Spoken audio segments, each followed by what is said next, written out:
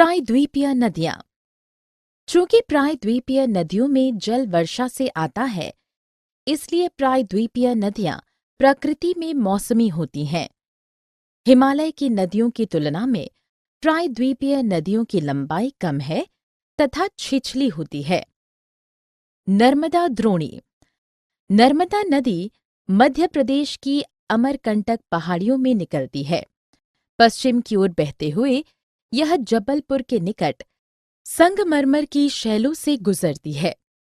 इसकी सहायक नदियां बहुत छोटी हैं और समकोण पर इससे मिलती हैं। नर्मदा द्रोणी मध्य प्रदेश और गुजरात के विशाल क्षेत्र में विस्तृत है। तापी द्रोणी। तापी नदी का उद्गम मध्य प्रदेश के बैतूल जिले में स्थित सतपुड़ा पर्वतमाला में है। यह पश्चिम की ओर बहती है। यह बंगाल की खाड़ी में गिरती है। तापी नदी की अधिकांश द्रोणी मध्य प्रदेश, गुजरात और महाराष्ट्र में है। गोदावरी द्रोणी। इसका उद्गम महाराष्ट्र राज्य के नासिक जिले में है। यह महाराष्ट्र और आंध्र प्रदेश से गुजरती है और बंगाल की खाड़ी में डेल्टा बनाती है। यह 1500 किलोमीटर लंबी है।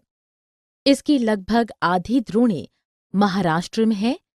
शेष द्रोणी मध्य प्रदेश, उड़ीसा और आंध्र प्रदेश में है। पूर्ण, वर्धा, प्राहिंता, मांजरा, वेनगंगा और पेनगंगा इसकी सहायक नदियां हैं। महानदी द्रोणी। 860 किलोमीटर लंबी महानदी का उद्गम छत्तीसगढ़ में है और पूर्व की ओर बहते हुए बंगाल की खाड़ी में गिरती है। इसकी अपवाह द्रोणी महाराष्ट्र, छत्तीसगढ़, झारखंड और उड़ीसा राज्यों में विस्तृत है। कृष्णा द्रोणी। कृष्णा नदी महाराष्ट्र के महाबलेश्वर के निकट एक झरने से निकलती है। यह 1400 किलोमीटर लंबी है और बहते हुए बंगाल की खाड़ी में गिरती है।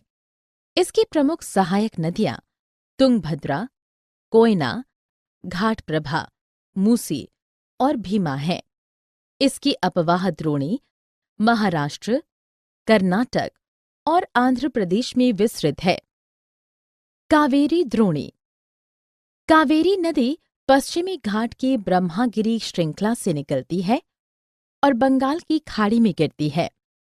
760 किलोमीटर लंबी कावेरी नदी में आकर अमरावती, भवानी, हेमवती और कबिनी नदियां मिलती हैं।